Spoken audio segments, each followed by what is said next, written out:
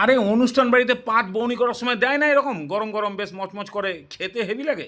আরে তার সঙ্গে আবার শশা পেঁয়াজ গাজরও দেয় কঞ্জুসদের মতন। হায় পোড়া কপাইলের নামটাই মনে পড়ছে না। যাকগে, মনে পড়লে বলবো, কিন্তু ওইটা এখন বাড়িতেই বানাতে পারবা একেবারে সোজা। এরকম কয়েকটা গাজর আর বিট ছোকলা ফোকলা ছাড়িয়ে ভালো করে ঘষে দাও, দেখবে গেরুয়া মেরুন মিশে গিয়ে একদম ফার্স্ট ক্লাস লাগছে। সেরেছে, এই যে গেরুয়া বললাম, কয়েকজন আমার এখনই বায়োডাটা তৈরি করে ফেলবে, মানে মন শান্তি করে কোনো রঙও বলতে পারবে না। যাকগে, যে যা ভাবছে ভাবুক।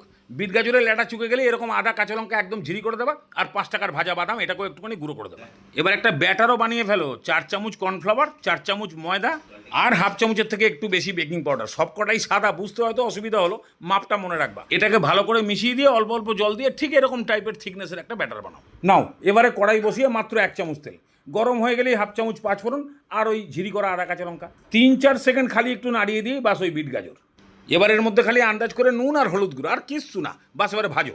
এই জলীয় ভাবটা কেটে গিয়ে যখন দেখবে একদম ঝরঝরে হয়ে গেছে, একটুখানি মুখে দিলেই তো বুঝতে পারবে যে পুরোপুরি ভাজা হয়েছে কিনা। এইবার সেই গুঁড়ো করা বাদাম, আন্দাজ করে একটু চিনি, মিষ্টি মিষ্টি ঝাল ঝাল নুন নুন হবে।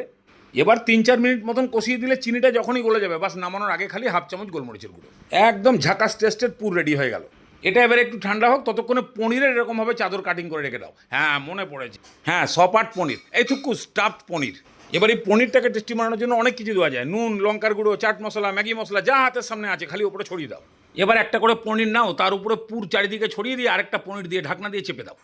এইভাবে সবকটা রেডি হয়ে গেলেই বাস ব্যাটারের মধ্যে সামান্য একটুখানি নুন দিয়ে ভালো করে গুলিয়ে দিয়ে ব্যাটারে চোবাও আর তেলে ছাড়ো। সবগুলো ছেড়ে দেওয়ার পরে 1 মিনিট মতন এর সঙ্গে কোনো রকম ধাক্কাধাক্কি করতে যাও না। বাস তারপর থেকে তুমি একে উল্টে পাল্টে মিডিয়াম ফ্লেমে খালি দুদিকটা মচমচে হয়ে যাওয়া পর্যন্ত ভাজো। বাস হয়ে গেলেই তোলো। এবারে এ হাতে ধরলেই তুমি বুঝতে পারবা কীরকম মচমচে। আর তারপরে তো পেঁয়াজ, শশা, কাসুন্দি, টমেটো সস যা জোগাড় হবে তাই দিয়ে একটুখানি ভেঙে ভুঙে খাও। এই টেস্টি পুরের সঙ্গে মচমচে পনির তোমার মুখে ঢুকলেই মন একদম উড়ু উড়ু হয়ে যাবে। জপাত করে একদিন বানিয়ে খেয়ে ফেলো। বিয়েবাড়ির সিজন চলছে, ক্যাটারিংয়ের ছেলে যদি তোমার একটার বেশি দুটো না দেয়, একদম বুড়ো আঙুল তুলে থামস আপ না, কলা দেখিয়ে বলে দেবা, না দিবি না দিবি, খা খা তোরা সব, আমরাও বানাতে জানি।